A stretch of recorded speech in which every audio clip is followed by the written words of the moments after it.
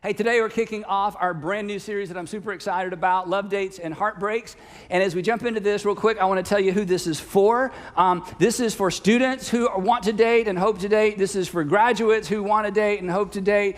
This is for singles who are dating. This is for married people who are trying to make their marriages better. This is for people who used to be married and are jumping back into the scary, awful aquarium of dating where it just seems so complicated and it's not like it was when you were 18 and you're trying to figure that out. So this series is really for anybody who's in a romantic relationship, wants to be in a romantic relationship, hopes to be, and is trying to figure it out. And the thing is, I don't have to tell you this, it's complicated. It's complicated when you're 13, it's complicated when you're 16, it's complicated when you're 26, 36, or 56. And one of the reasons that I'm super excited about this series as well is this series gives me an opportunity to talk about something that breaks my heart. And, a few years ago, I challenged you. I said, hey, what breaks your heart? Because sometimes when people answer the question, what breaks my heart, it leads to extraordinary change and extraordinary things in culture. And one of the things that breaks my heart has to do with what we're going to talk about. Because watching people make relationship decisions that undermine their relationships, that just breaks my heart. I mean, watching people make decisions about their own relationships, whether it's marriage or dating or whatever it might be, that I know, and I'm not super dialed in. I mean, most people would watch them and think, oh no, you're going to do what? Watching people make what's already complicated more complicated, making relationships that are already complicated more complicated, that just breaks my heart. There is already enough, isn't this true? There's enough unavoidable pain in the world. The last thing we need to do is to add to it with our own decisions. And like you, it's not just me. Sometimes I watch people and I think, have you thought that through? I mean, have you really thought that through? Or have you really ever seen that work out anywhere else with anybody else? I mean, it works out on Netflix, but I mean, in the real world, have you ever seen that actually work out in a real relationship, right? You've had these same thoughts, or I think, has no one warned you about this? I mean, did your mama not warn you, or your grandmama, or your dad, or a friend, or a roommate? I mean, am I the only one trying to get in your way to say, hey, you need to think this through? And so it breaks my heart to see people unnecessarily complicate their future relationships with current relationships, or to complicate a current relationship with just a bad relationship decision. And I'll tell you who else I'm excited about this series, to be a part of this series, are those of you that are dating and you're kind of serial daters. In fact, you don't even like the word date. For you, if a date doesn't end with sex, you just chalk it up to a loss. You're just in that place where you're like, one day, someday, I'm going to settle down, but that's one day, someday. It's not this day. In fact, you don't even really call it dates. That's something your parents did. It's kind of a dark ages thing. But you're in a season of life, and you're not ashamed of it. You're not bashful about it. This is just where you are, where it's kind of a use them and lose them, kind of rotate through, and you're not always honest, and you don't always follow through. And yeah, I'll call you, I'll text you, and you never do. And hey, is it okay? Yeah, you go ahead. But then you're just in that world where you're just kind of playing the game. And that's your business because it's your life. But I just got to tell you, and you may not care, but that's heartbreaking to me too. And the reason it's heartbreaking to me is, and you don't have to believe this, is you're hurting you and you're hurting somebody else. And here's what I know about you, even though we've never met. You don't want to hurt yourself. And you don't want to hurt other people. In fact, if I were to confront you, you would say, no, it's consensual. I'm not hurting anybody. But there's such thing as consensual hurt, like we're going to both agree to hurt each other. I mean, it's consensual, but if it's consensual and it still hurts a person, come on, it just still hurts a person. And you don't want to do that. And here's the other thing that concerns me about you, if that's the season of life you're in. I don't want you to be, and I made this up, so I don't know if this is like a real thing. I don't want you to be a liar for life. I don't want you to be a liar for life when it comes time to tell your story. Because what you're doing right now morally and what you're doing right now relationally, these are chapters of your story. And they are permanent parts of your story. And one day, believe it or not, somebody's going to want to hear your story, and you're going to want to hear somebody else's story. And depending on what you do now, you're going to be tempted to lie about parts of your story. And you're going to be a liar for life because you're going to have a secret, or you're going to have a series of secrets, or a season of life you don't want to talk about. And when it gets to that season, you're going to kind of, smooth over it a little bit. And I've talked to too many women, guys, who married a guy and he told about half the story. And a year later, she found out the whole story. Or 15 years later, she found out the rest of the story. And she's broken and she's heartbroken because she didn't get a chance to choose you with your whole story because you lied about your story. And the reason you lied about your story, just to use an old-fashioned word, is you were ashamed of your story. You were embarrassed by your story. And here's the thing, I'm not getting on you. I don't want you to write an embarrassing story. I don't want you to write a story you're embarrassed about. I want you to write a good story. I want you to be in Walmart one day with your wife and you see that guy you used to date, ladies, and you don't say, hey, let's check out the toy aisle. We don't even have any kids, I know, but I think we should check out the toy aisle for just a moment, you know? I want you to say, hey, this is my husband. And then when you walk off, you say, yeah, I used to date him in college. He was a great guy. Yeah, we dated a little bit in high school. She was just a fantastic person. Didn't work out, but she was just great. That's a good story. I want you to write a good story. And let me tell you another good story. Another good story is this. Hey, when I was in my 20s, I fooled around, I played around. But on this particular date and this particular year, when I was this particular age, I decided to move in a different direction. And since that time, I've lived differently. I've lived in a different direction. Yeah, when I was 45, I went through a terrible divorce, and after the divorce, I went a little bit crazy, me and the girls. I mean, we just went kind of crazy, me and my girlfriends. But then, you know what? I said, wait a minute, that's not the story I want to tell. And on this particular date, at this particular time, I changed the direction of my life. I began to live and decide in a different direction. That's a better story to tell. And you're writing the story of your life, and it's going with you. And I don't want you to be a liar for life because of decisions you make now, because that breaks somebody's heart. And I don't want you to be somebody else's regret, right? When they tell their story, when your name comes up, I want them to say good things about you, don't you? And let's face it, when your name comes up, they're going to say something about you.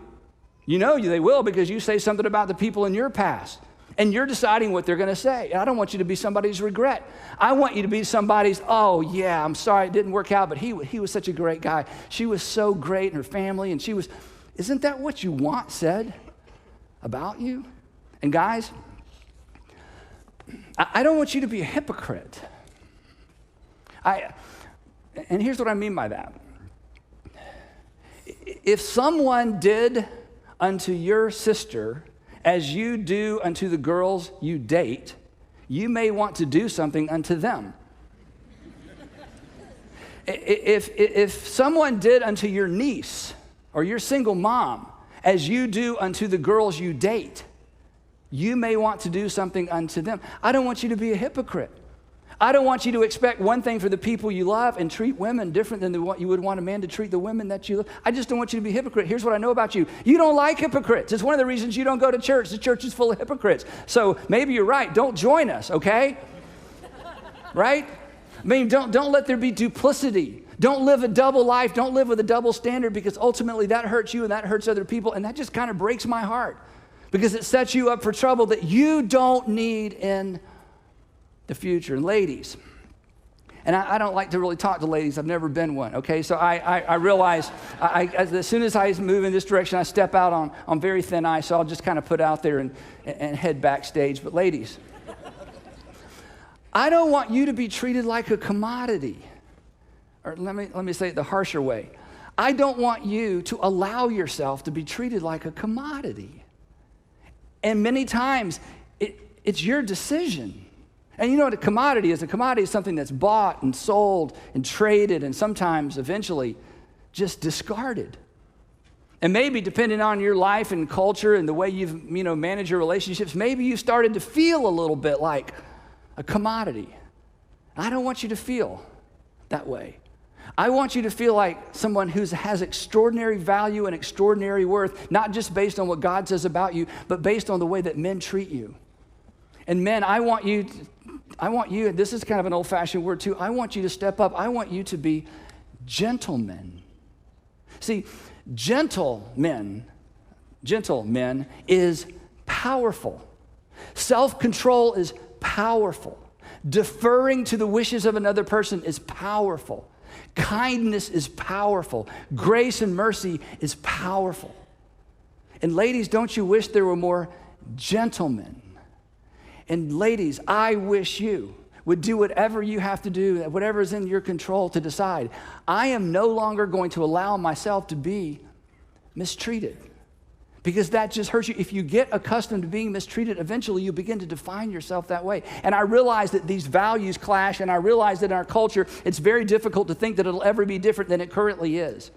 But this series is about helping you begin to think differently about yourself and about your future. Now, there are two myths that kind of drive all this confusion relationally, especially when it comes to how we manage our sexuality and how we do dating and relationships, and even within the context of marriage. And like most myths, once you surface a myth and look at it, you realize, well, that's just ridiculous. But these two myths actually kind of sit in the undercurrent of our thinking and our assumptions about relationships. In fact, they are really unexplored assumptions. And in any area of life, financially, business, whatever you might do, whenever there's an unexplored assumption, it's a very dangerous thing, because an unexplored assumption will inform your decisions, but you don't know it's informing your decisions, and you make bad decisions. And these two relational myths inform so many of the decisions in our culture, and honestly, everything in our culture fuels these myths. But as soon as I state them, you're going to go, oh yeah, that's ridiculous, that's not true. But here's my challenge to you today as we start this series. These two myths for many of us actually drive our relationship decisions. The first one is this. You may have heard me talk about it before. I just call it the right person myth. The right person myth is not that there's not a right person for you. The right person myth is this, that once you meet the right person, everything will be all right. And all the married people grumble and go, yeah, that ain't true. That ain't true. Because I met him, it's not true. It's not, you're right. The myth is that once you meet the right person, everything's just going to be all right, regardless of what you do between now and then. The myth is this: I can play around, I can do whatever I want, I can treat guys the way I want, girls the way I want, I can just do whatever I want. But when I meet the right person, everything's going to change. The past disappears. So you think your problem is you just haven't met them yet. Or you met them and moved in with them, or you met them and you married them, but now things aren't all right anymore. And you are slowly coming to the conclusion that you must have chosen the wrong right person. And now you are looking for who? You're looking for the next right person. And when I say it that way, it sounds ridiculous. But let's be honest. This way of thinking fuels our relationship decisions, and oftentimes it informs the direction that we take when it comes to relationships. That I'm unhappy because I'm with the wrong person. You're unhappy because you're with the wrong person. So you just need to find the right person, then everything's going to be all right. That is a myth. That once you find them, everything's going to be just fine, right? In fact, not only is everything going to be fine, here's the deeper part of the myth. The assumption is that once you find the right person, everything's going to be fine, including you. That you think somehow you're going to quit all those bad habits. You're not going to be interested in porn anymore once you meet the right person, right, guys? That your insecurity is just going to go away. Your financial, bad habits, they're just going to go away because you're going to find somebody with a little coin and he's going to kind of help you manage all that. And it's just going to get better. If I could just meet the right person, not only is everything going to be all right, I'm going to be all right. I'm going to be a better person. I love the line in Casey Musgrave's song, thinking we will be fixed by someone else. Thinking we'll be fixed by someone else. Oftentimes, this fuels this crazy myth. And this idea, as crazy as it is, and even on the surface, you're like, yeah, that is crazy. This idea, it infects our decisions. And it fuels our fantasies. And here's what I mean by fuels our fantasies. When you think about the future, as you begin to daydream about what if, and if only I had stuck with her, and if only I had married him, and if only, and next time, if only, what fuels your fantasies is this: not becoming a better person. What fuels your fantasies is finding the right person. And it is a myth. Because, as you know, there is more, right? You're adults. There's more. There's more to a satisfying relationship than finding or even being found. We just don't hear much about this. This does not make great film. This does not make great television series. This doesn't make great reality TV. What makes great reality TV and what makes great film is people falling in love. That's what the whole movie's about. They finally find each other. They're supposed to be together. It takes an hour and 45 minutes for them to figure it out. And then they figure it out and they're together. And then what happens? The movie's over. We love being entertained by people falling in love. But here's what we know about falling in love, because we're adults. Falling in love requires a pulse. Falling in love requires a pulse. If you have a pulse, you can fall in love. Staying in love requires so much more, and this series is about the so much more. But of course, we're not entertained by the so much more. It's nobody's fault. It's just kind of the way it is. The second myth I call the promise myth. There's the right person myth and the promise myth. This myth maintains that basically when it comes to satisfying, long-term relationships, that all we need to do is make a promise. That when it comes to relationships, a promise actually replaces the need for preparation. That a promise replaces the need for preparation. That you can commit, promise, or vow your way into a healthy, satisfying, mutually satisfying relationship. That you can vow or promise or commit your way into a successful future, which is ridiculous. And that everything that came before can be overcome with two things: a promise and a party.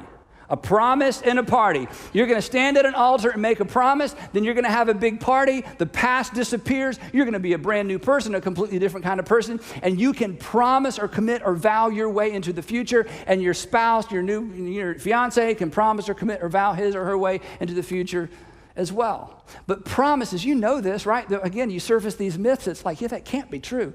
Promises are never a substitute for preparation, right? We know this in every other arena of life except relationships. We know this in academics. You can't promise yourself to a degree. You have to study. In sports, business, medicine, discovery, business preparation for a presentation. I mean, in every single arena of life, we know that in order to win, you have to prepare.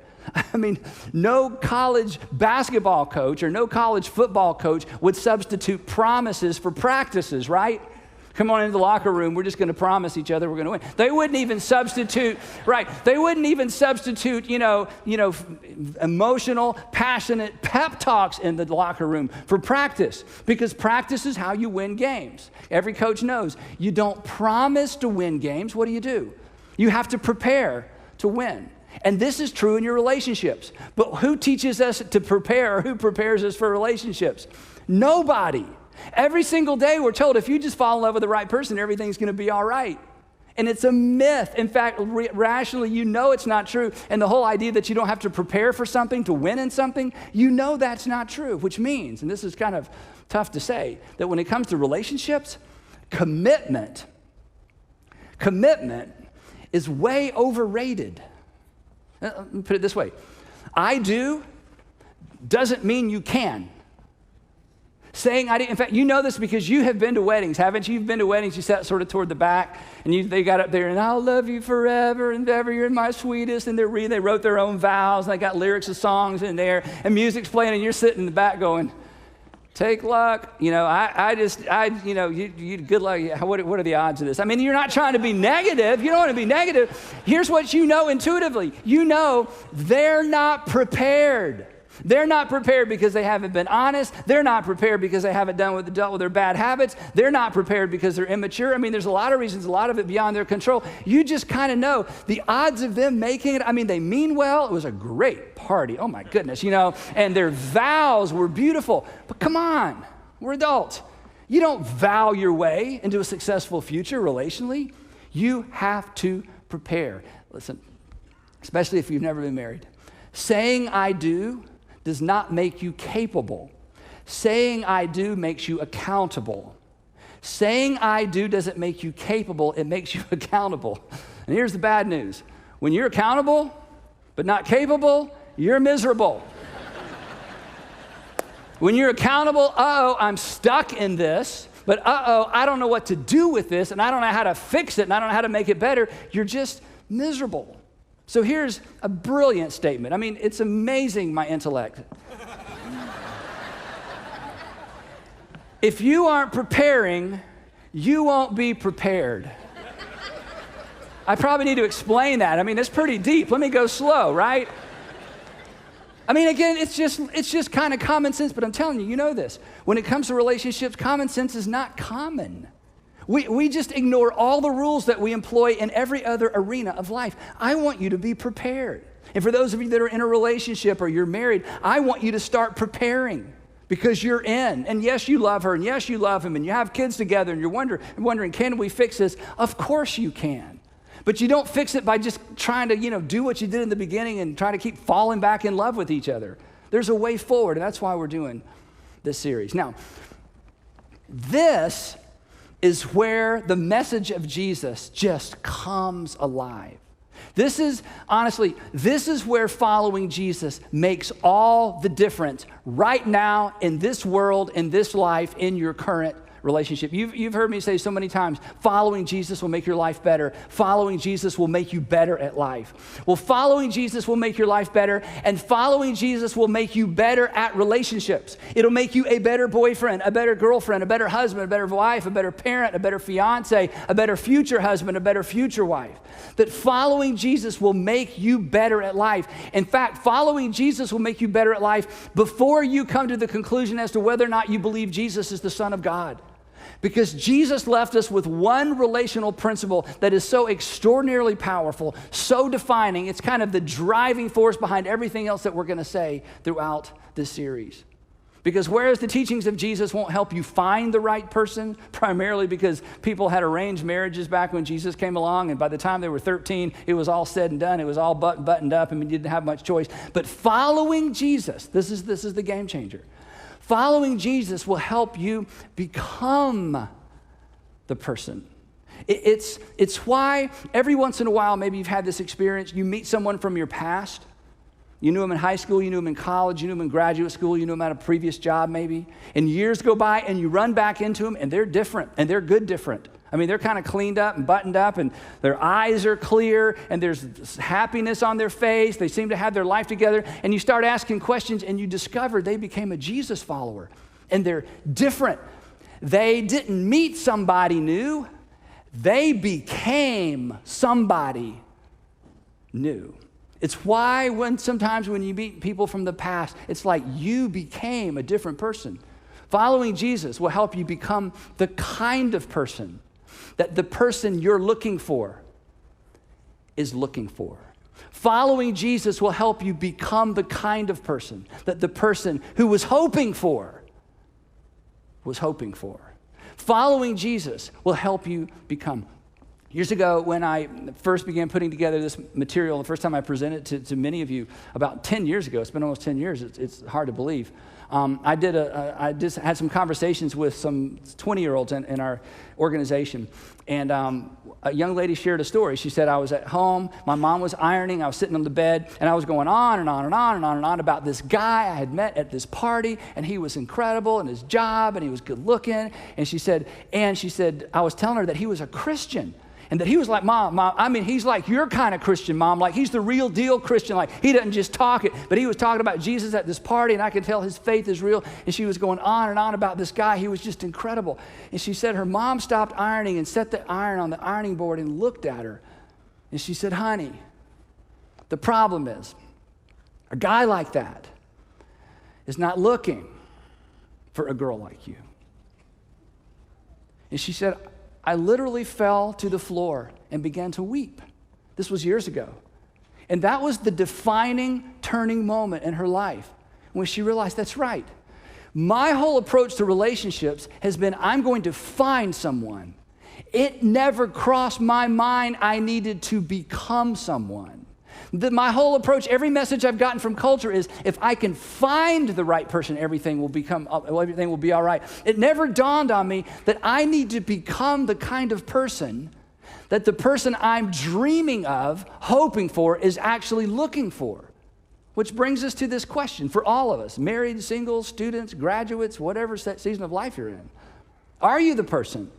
Are you the person you're looking for is looking for? Are you just looking, or are you becoming? And Jesus says, follow me, you'll become. If you're married, here's your version. Are you still the person? Are you still the person they were looking for? Are you still the person they were hoping for? Or have you allowed life and kids and money and stuff and busyness and business to get in the way of what you were becoming, of the person he or she believed she was entering a relationship with? So Jesus steps into the pages of history. We don't have time, but we can't even begin to imagine the culture he stepped into. Slavery was not only just legal, no one had never crossed anybody's mind that a person couldn't own another person. Prostitution was a way of life. Prostitution was birth control for the Romans and the Greeks because they didn't want to keep adding kids to their family and dividing the money. I mean, the world that they stepped into is unimaginable, and in spite of that, Jesus introduces a brand new relational paradigm, that was a game changer beginning in the first century and eventually got the attention of the Roman world and became central in the life of Rome, and since then has circled the globe. A relational paradigm that is simple, it's compelling, it's demanding, of course it is, and it's also rewarding. And here's the coolest thing if you're not a Christian. When understood correctly, and unfortunately the church has made this more complicated than it needs to be, but when understood correctly, Jesus' relational paradigm is so powerful that you're going to want the message of Jesus to be true even before you believe it's true, because it's almost too good to be true. In fact, it is too good to be true unless Jesus is who Jesus claimed he was. And there's no reason for us to believe he was who he claimed he was, except for one simple event. His resurrection that changed everything and put everything and reframed everything that he taught. So toward the end of his ministry, Jesus is gathered with his guys, and he's going to kind of give them this is part of that last minute, if you forget everything else, remember this pep talk. And these words I'm about to read to you that Jesus said, they didn't even understand what he was talking about. They could not understand this until after the resurrection. And as complex as it seems to us because we live in a different world, his words were so clear and they're so specific. And at the end of this passage, as I walk you through it, he gives us kind of our marching orders. He gives us kind of the North Star by which we should guide all of our relationships. And then we're going to come back next week and kind of tease it out and look at the details. Here's what he said. And he begins with an illustration that they were totally dialed into that we're immediately like, huh? Here's what he said. He said, I am the true vine. I'm like a vine. And my Father, God, is the gardener. And whenever Jesus told a parable, there's a God part, there's a Jesus part, and there's an us part. He says, okay, guys, here's how I want you to think about your relationship with me. I'm like a vine. Now, they understood grapevines. They totally got it. I'm the vine, and my heavenly Father is the gardener, the one that's tending the vine. He, God, cuts off every branch that's plugged into me, the vine, that doesn't bear any fruit. Why? Because the goal of Jesus and the goal of this whole conversation is to explain how people get connected to Jesus and Jesus bears fruit through them. He says, while every branch that does bear fruit, he prunes it. Why? So there will be more fruit. So the goal clearly is some kind of fruit bearing, to which we say, what's the fruit? And he's going to tell us in just a minute. By the way, your life is bearing fruit too. Everybody's life bears fruit. It's your reputation. It's the outcome of your decisions. It's that story that you like to tell and the story that you don't like to tell. So the idea of our lives having a wake of broken relationships or healthy relationships or debt or financial security, we all have a wake. We've all borne fruit in our life. And Jesus is talking about something that's familiar yet unfamiliar because he's saying, I want you to allow me to bear fruit through you. So he says, here's what you got to do. And this is all relationship language. Remain in me, and I also remain in you. In other words, this is just his way of saying, stay close to me, stay connected to me, follow me. And then he tells us why. He says, you need to stay close to me and follow me because no branch can bear fruit by itself. It's got to remain in the vine. Again, he's talking about something so familiar. If you take the branch off the vine, the branch dies, it doesn't bear any fruit. He says, if you're going to bear the fruit I want you to bear, you've got to stay plugged into me. And now the application. Neither can you, he would say to John and to Matthew and to Andrew sitting there, neither can you bear fruit unless you remain connected or plugged in to me. That we can't bear fruit the way that Jesus wants us to bear fruit unless we lean into him, or to use another word Jesus used, continue to follow him. And then he says to them what they've already figured out. By the way, guys, he goes slow for them. He doesn't want them to miss it. I am the vine. You've already said that. And you guys are these branches I'm talking about. And if you remain plugged into me and I in you, this is so cool. I want to make you a promise, he says. You're going to bear much fruit. You're not going to bear much fruit because you're going to learn how to be a fruit bearer. You're going to bear much fruit because you're plugged into and following me. It's why when you met that guy or that girl from your past, they were so different. And when you asked them, what's going on? They didn't talk about, well, I got up every morning, made a list of 5 things I'm going to become, and by golly, I became them. They just make it simple. They say, well, they don't even know how to explain it to you sometimes. It's just, well, I started going to church and then started reading my Bible, and basically you discover they became a Jesus follower, and they're just different, and they're not even sure they can explain it. This is the promise of Jesus. Plug into me, stay close to me, follow me, and one day you'll realize you have become something new. You've become something different. People will say you've become something better. And then he defines what he means by fruit. And this is so powerful. He says, just as the Father, this is it's amazing that he makes this comparison. Just as the Father has loved me, so I have loved you. It's like, wait. Okay, you changed the subject. Okay, we're talking about gardens and fruit and vines. Okay, well, we're now talking about love. He's like, just hang with me. I'm getting there. Just as the Father has loved me, just as the Father has demonstrated his love through me, I have demonstrated the Father's love through you. Now, here's what I want you to do. I want you to remain in my love. The same word he used to talk about the branch staying connected to the vine. So it's like, wait, so God's the gardener, you're the vine, I'm the branch, I'm to stay connected to you. And when I think about staying connected to you, I'm supposed to stay connected to your love. Exactly. And and then here's the surprise. If you keep my commands, you will remain in my love. To which we say, I knew it was a bait and switch. This is just all about commands and rules. I knew it. It was so relational. It was so warm and fuzzy, and something's going to happen in me. And one day my wife's going to go, oh, you're the man of my dreams after all. I'm just going to become. And then you do what every church person does. Now we're going to talk about the 10 commandments or some new commands. And I'm sure the guys sitting there with Jesus are like, great. I thought we were headed down a new direction, but you're saying if you keep my commandments, you'll remain in my love. To which they're thinking, okay, you're Jesus, we're with you. So what are the commands? Somebody write these down. I bet there's a bunch of them. And here's the shocker. Here's why you should follow Jesus. Here's why you should considering follow Jesus, even if you're not sure who Jesus is. Jesus smiles, I think, and he says, okay, I'll tell you. John, write this down. My command is this. Okay, wait. Vine and branch, we're plugging in, it's all about back and forth, and somehow it's all about the Father's love, and now we're talking about commands, and now you're saying there's just one command. Right. Just one command. All right, what's your command? Love each other. We don't even need to write that one down. We've heard that so many times, that's not new, to which Jesus would say, hang on, I'm not through. Because this isn't just about love the one you're with. This isn't just about love. This isn't about, if we just all get along and love each other. No, Jesus said, remember, this is vine and branch. This is a different kind of love. This is a very specific kind of love.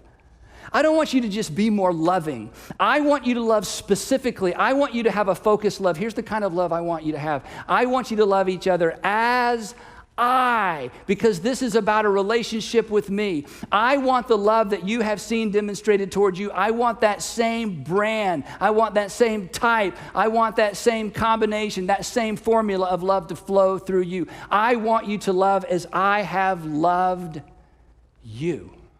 Now, I'm telling you, sitting in the room that night, they had some idea of what he was talking about. But a few days later, Jesus would put on a demonstration of love, take their breath away, because it would take his breath away. And on the other side of the resurrection, it's like,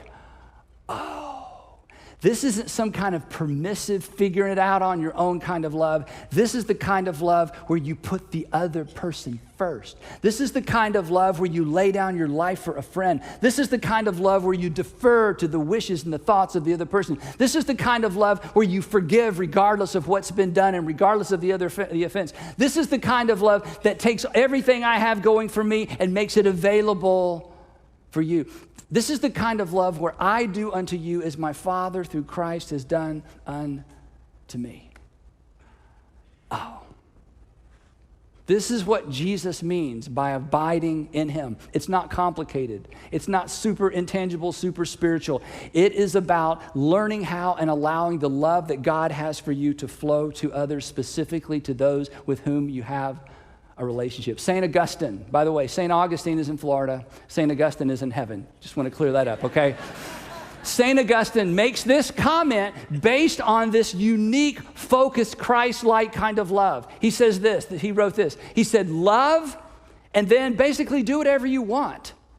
Love and do as thou wilt. Once you understand that the framework for all of your relationships, the framework and the guiding force and the guiding principle, the North Star of your behavior toward the people around you, the people that you're raising, the people that you live with, the people that you're married to, as long as you know the North Star is my behavior will be monitored through and looked at through the filter and the grid of God's love for me as demonstrated in Christ. He says, once you have that down, you'll figure everything out.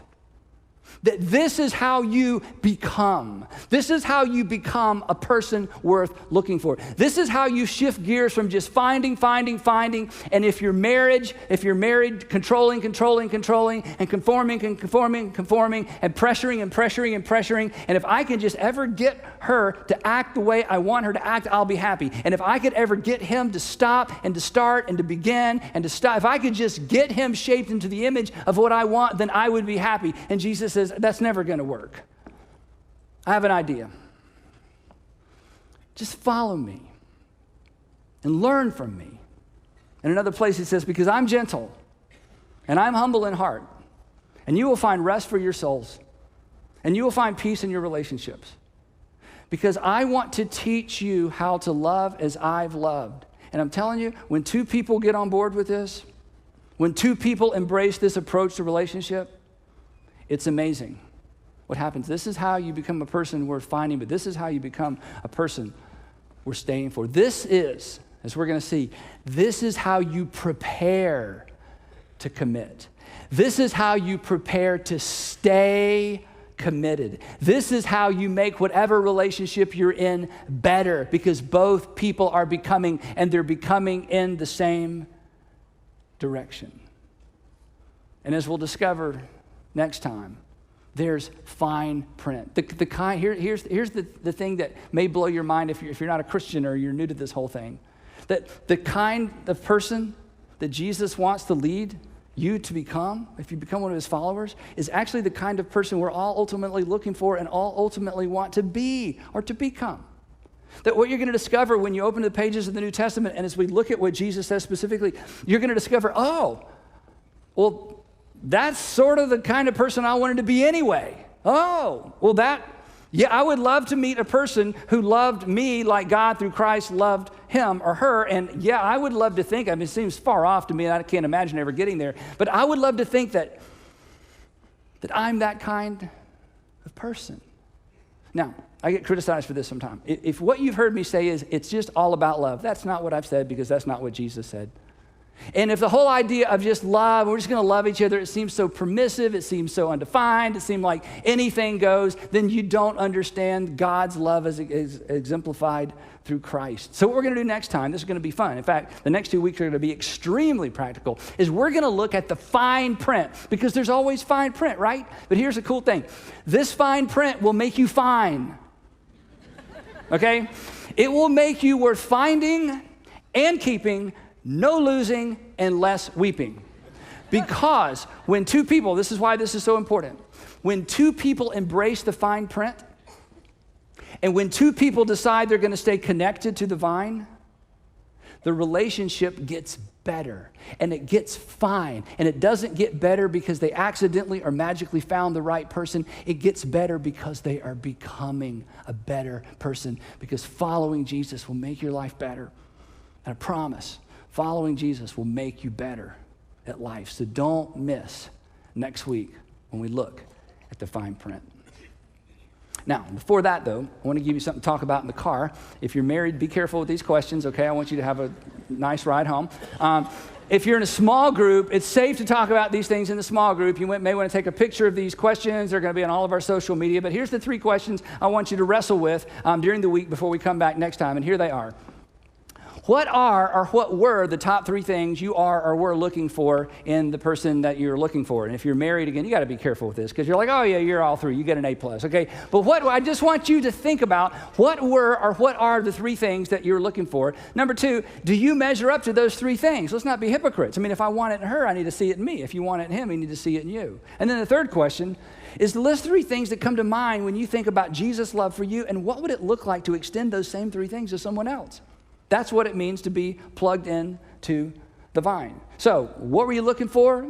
Are you doing that for someone else? What does this look like in terms of what God's done for you? And what would that look like in your relationships with others? And we will pick the discussion up there next week. I'd love to pray for you, and then we'll take off. Father, thank you for preserving these teachings. Thank you for your extraordinary love. Now give us wisdom to know what to do, and then give us the courage to walk out of here and do it. In Jesus' name.